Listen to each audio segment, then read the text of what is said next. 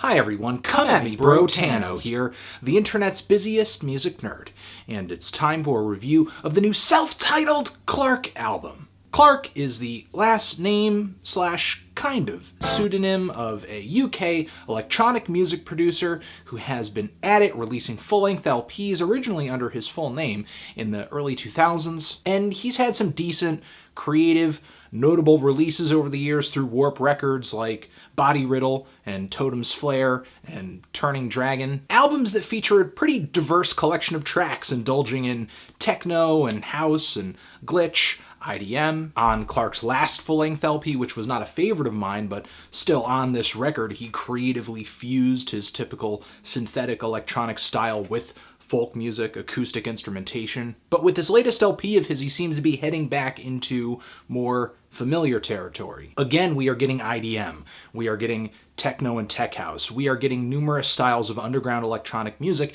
influencing Clark's sounds here, both overtly and subtly. And even though Clark can be a great emulator and his talents are unquestionably varied, he's never really struck me as the most bold or distinct producer, and that can sometimes inspire some sort of nondescript tracks, and that occurs on this new album as well. Like with the song Winterlin, one of the opening tracks on this LP. This track has some great drum timbres and some fantastic synth timbres as well, something that would fit really nicely behind a new wave anthem. But the chord progression to this track, the chord progression that this song just cycles through again and again and again, is so tedious. It's like watching grass grow. The mixing and the sound craft on this record overall are pretty above average. It's just sometimes the compositional component of this record that ends up feeling a little drab. There are loads of tracks on this LP that meet with abrupt endings, or there are some segue tracks on this thing that don't really inspire much of anything except a breather in between songs that were only mildly interesting to begin with. For example, the song Unfurlough, which starts with really good intentions. It's got these really quick, nimble, distant reverb melodies just bouncing against a driving house beat. It's the stuff IDM fantasies and dreams are made of, but the song doesn't really wow me until its second half, where Clark introduces these just booming, huge, massive, orchestra-sized bass leads that kind of sound like horns. And there's some really sleek counterpoint coming through with some additional synthesizers. It's a beautiful moment. Conversely, the song Sodium Tremors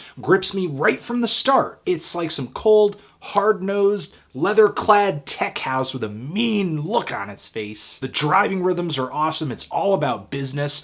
And then at the halfway point, I get these string loops that sound like the moans of a diseased animal on its last breath, which at the start of its introduction seems like an interesting idea, but with repetition it just gets more and more stale. The song Banjo moves in a similar direction, but actually stays pretty tasteful and completely opts out of a goofy loop. But easily one of the best tracks on this entire LP is Grit in the Pearl. This track is pretty imaginative, I think. It's got a driving 4/4 beat and this oddly grooved synth lead that just defies logic. And once the low end, the bass of this track kicks in, it's just so And once the bass, the low end kicks in on this track, it's just like a sonic orgasm. It hits so hard and it's just blissful. And the way the song ends is incredibly interesting.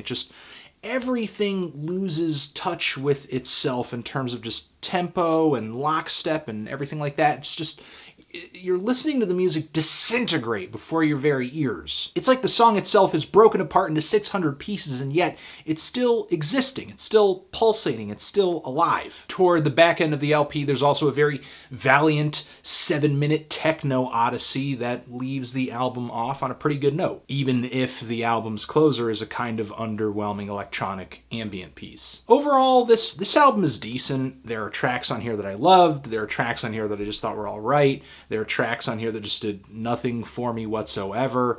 It's not that Clark isn't talented. It's not that he doesn't have ideas. It's that everything on this record in terms of potential just seems to be sacrificed in the name of variety. Let's do a little bit of this, a little bit of that, a little bit of this other thing, a little bit of the other thing. No two tracks in the track listing here sound exactly alike, for sure.